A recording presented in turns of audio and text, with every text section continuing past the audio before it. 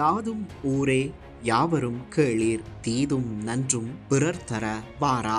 ஒரு நாட்டின் உண்மையான அமைதியை அளப்பது தேர்தலுக்கு முன் பரப்பப்பட்ட பயமுறுத்தும் பிரச்சாரங்கள் அல்ல, ஆட்சி பொறுப்பேற்ற பின் மக்கள் அனுபவிக்கும் நாளாந்த வாழ்க்கையால்தான். 2024 ஜனாதிபதி தேர்தலுக்கு முன்னர் தேசிய மக்கள் சக்தி ஆட்சிக்கு வந்தால் நாடு கலவரத்தில் மூழ்கும், சமூக வாழ்வு சீரழியும், ஜனநாயகம் அழியும், மத சுதந்திரம் பறிக்கப்படும் என்று பல ஊழல் அரசியல் சக்திகள் மக்களிடையே அச்சத்தை விதைக்க முயன்றன.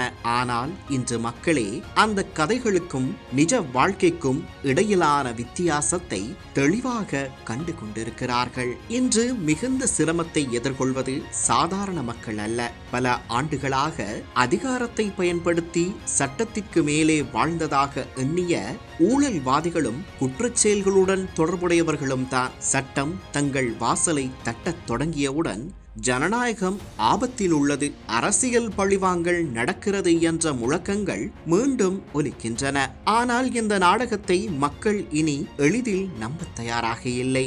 மக்கள் வழங்கிய ஜனநாயக தீர்ப்பின் மைய கருத்து ஒன்றே, சட்டம் அனைவருக்கும் சமமாக அமைய வேண்டும் என்பதுதான். அதிகாரம் எவருடைய கைகளில் இருந்தாலும் அது சட்டத்திற்கு மேலானதாக இருக்க முடியாது என்பதையே இன்றைய அரசியல் சூழல் மீண்டும் நினைவூட்டுகிறது. 12 கோடி ரூபாய் லஞ்ச விவகாரம் தொடர்பாக லஞ்ச ஒழிப்பு ஆணைக்குழுவும் குற்ற புலனாய்வு திணைக்களமும் இணைந்து விசாரணைகளை முன்னெடுத்து வருகின்றன.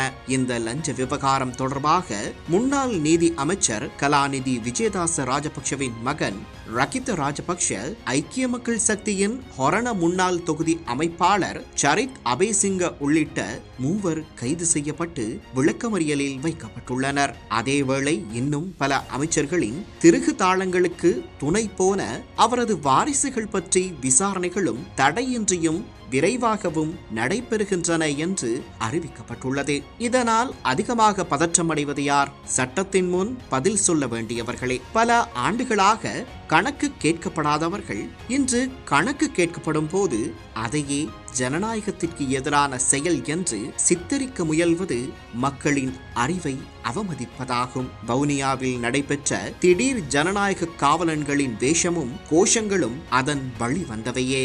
மறுபுறம் சாதாரண மக்களின் அன்றாட வாழ்க்கையை பாருங்கள். ஜனநாயக உரிமைகளும் மத சுதந்திரமும் தொடர்கின்றன.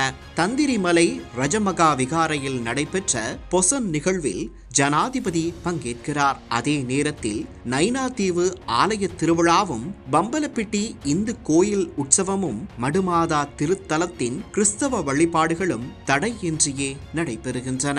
அதே காலப்பகுதியில் முஸ்லிம் மக்கள் ஹஜ் மற்றும் குர்பானி கடமைகளை தங்களது மத நம்பிக்கைகளுக்கு ஏற்ப அமைதியாக வெசாக் வாரக்கால பகுதியில் எந்த பிரச்சனைகளும் இன்றி நிறைவேற்றினர். இதுவே இலங்கையின் உண்மையான முகம். பல மதங்கள், பல பண்பாடுகள், ஆனால் ஒரே தேசம். குற்றவாளிகளுக்கும் ஊழல்வாதிகளுக்கும் இந்த காலம் நிச்சயமாக கடினமானதாக இருக்கலாம். ஆனால் நேர்மையாக வாழும் குடிமகனுக்கு இது பயப்பட வேண்டிய காலமல்ல. சட்டத்தின் மீதான நம்பிக்கை மீண்டும் உயிர் பெறும் காலம். ஆட்சி மாறியதால் மக்கள் உரிமைகளை இழக்கவில்லை, மாறாக அதிகாரத்தின் பொறுப்புணர்வு அதிகரிக்க வேண்டும் என்ற எதிர்பார்ப்பு வலுப்பெற்றுள்ளது. இந்த உண்மையை தான் கண்ணியன் பூங்குன்றனார் யாதும் ஊரே யாவரும் கேளீர் என்ற வரிகளில் நினைவூட்டுகிறார். எல்லோரும் ஒரே சமூகத்தின் அங்கங்களாக வாழ வேண்டுமெனில் சட்டமும் நீதியும் சிலருக்கான பாதுகாப்பு கவசமாக அல்ல, அனைவருக்கும் சமமான நிழலாக இருக்க வேண்டும். அப்போதுதான் பயத்தை விதைத்த அரசியலை விட நம்பிக்கையை விதைக்கும் நல்லாட்சி நிலைத்து நிற்கும். சிதைந்த எம் தாயகம் மீண்டெழட்டும்.